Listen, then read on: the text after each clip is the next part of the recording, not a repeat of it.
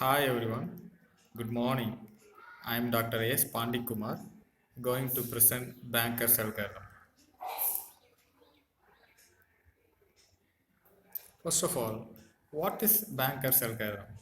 The Banker's algorithm is a resource allocation and deadlock avoidance algorithm. I repeat, it's one of a deadlock avoidance algorithm.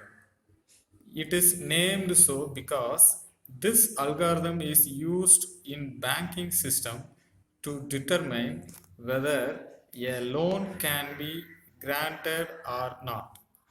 This algorithm was first implemented in United Kingdom. Actually, the banker's algorithm is one of the concept of avoiding deadlock. First of all, what is deadlock? Deadlock is a situation. Deadlock is a situation where a set of processes are blocked because each process is holding a resource and waiting for another resource acquired by some other resource, some other process. Look at the diagram. Thread 1 is waiting for resource 1. At the same time, resource 1 is already allocated to thread 2. At the time, thread 2 is waiting for resource 2. At the time, the resource 2 is already allocated to thread 1. So this is the situation. This is actually the situation. None of the processors will not end or will not complete their process.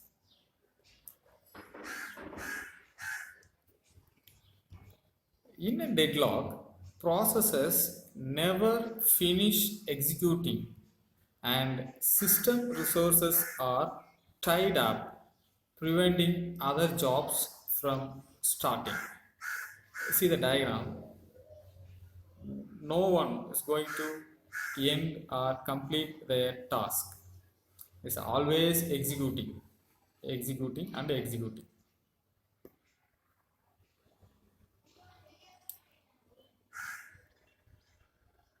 A deadlock situation can arise if the four following conditions hold simultaneously in a system.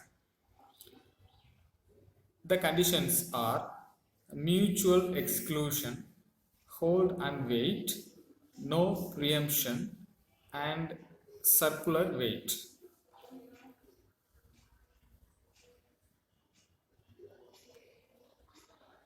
Deadlock handling. So the system going to handle the above four condition by deadlock prevention, deadlock detection, deadlock avoidance, deadlock recovery. These are the methods to handling the deadlock.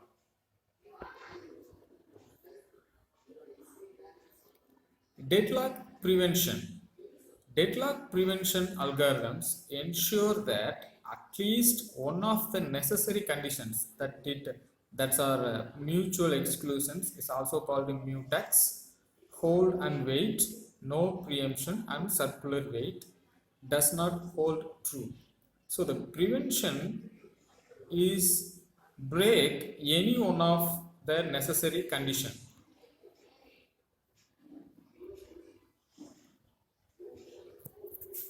The deadlock detection.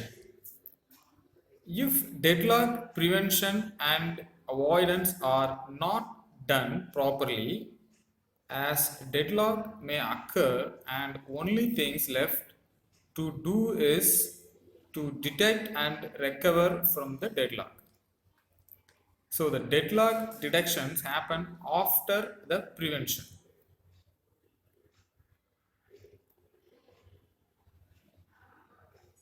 Deadlock recovery. Once a deadlock is detected, you will have to break the deadlock.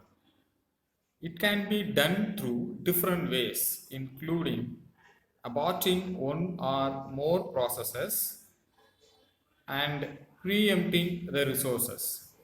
So deadlock recovery is very important because once the system is detected, the system try to abort or delete some of the process to recover from the deadlock.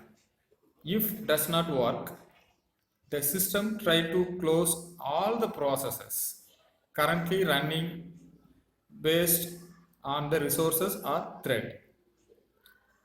And the another condition is preempting the resources. You can do by rollback or some other technique.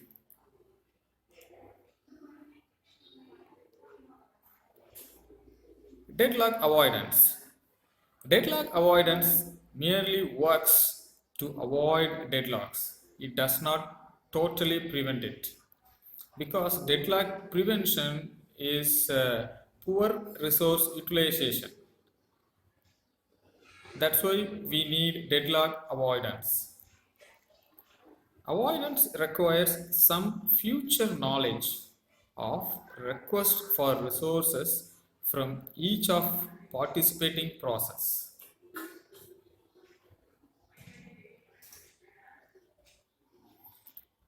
Policies to avoid deadlock. So deadlock avoidance is work based on these policies. Do not start a process if its demand might lead to a deadlock. Do not grant an incremental resource request to a process if this allocation might lead to a deadlock. Deadlock avoidance methods. We have two methods to avoid deadlock. First one is resource allocation graph. Another one is Banker's algorithm.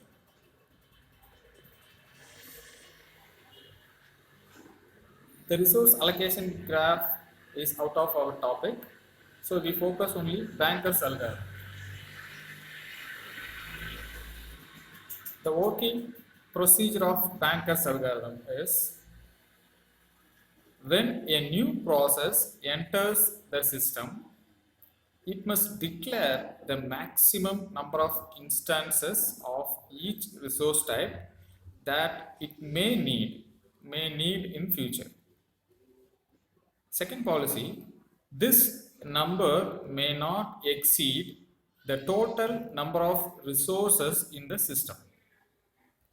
Third one, when a user requests a set of resources, the system must determine whether the allocation of these resources will leave the system in a safe state. The final procedure is if it will, the resources are allocated, otherwise the process must wait until some other process releases enough resources. So this procedure is going to implement in Banker's algorithm. See the diagram. The four steps are following in Banker's algorithm. First one, we can collect the total available resources and then maximum allocation and maximum need of the resources and currently the allocation status, and then finally how many instance going to be need, and then finally we can decide that these resources are in safe state or not.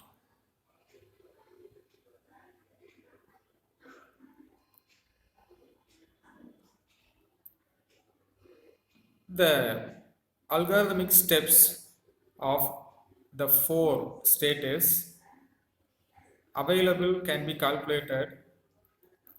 Length m indicates the number of available resources of each type. Max and n into m matrix defines the maximum demand of each process. The allocations can be n cross m matrix defines the number of resources of each type currently allocated to each process. Need can be calculated. N cross M matrix indicates the remaining resource need of each process. So these going to be calculate through the formulas. For example, we have four resources A, B, C and D, and three processes P1, P2 and P3. Total available system resources are: resource A, we have six instances. Resource B, we have 5 instances.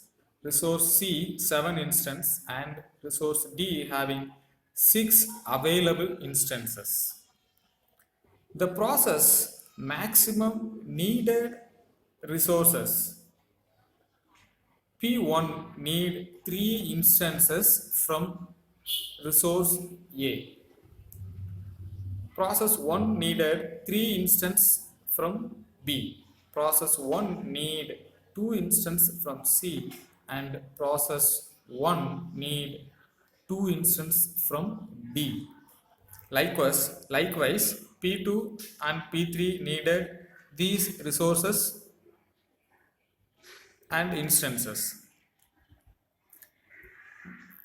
Next, the processes currently allocated resources. Already allocated resources is P1 already allocated one instance from A.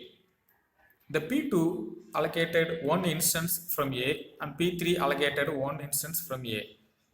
P1 allocate two instance, P1 allocate 2 from C, P1 allocate 1 from D. Likewise, P2 and P3 allocated these resources already from the resources.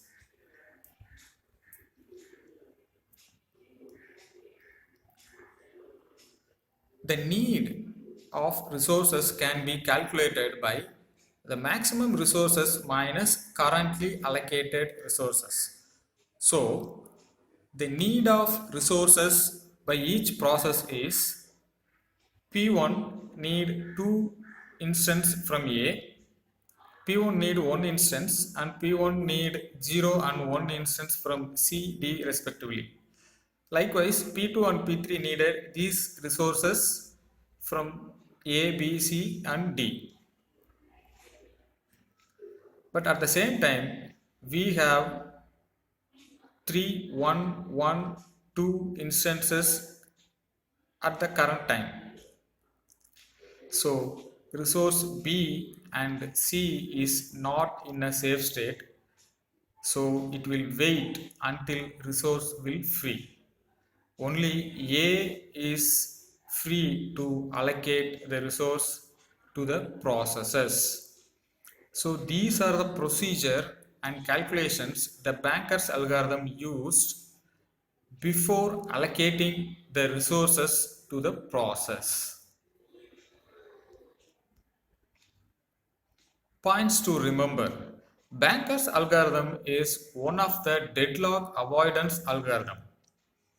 This algorithm allocates the resources to the process based on availability. Available, max, allocated and need, these are the calculations made by the algorithm.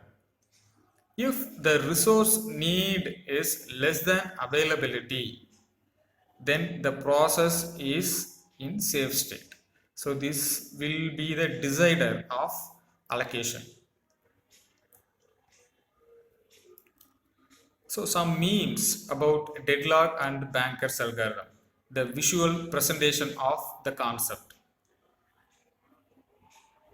The memes are presented in both English and Tamil. So this is the first image to explain the real situation of operating system when the deadlocks may occur.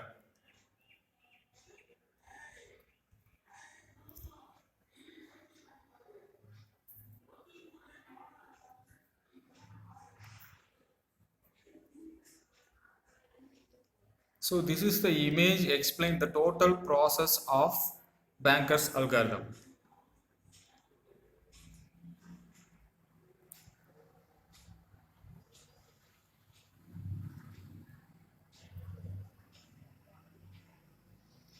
This image explain after the detection of deadlock and avoidance of deadlock.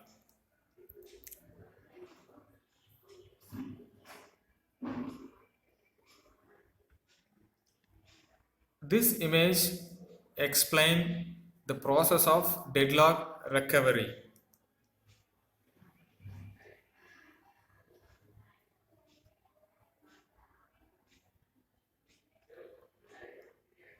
This image explain after the deadlock has been broken.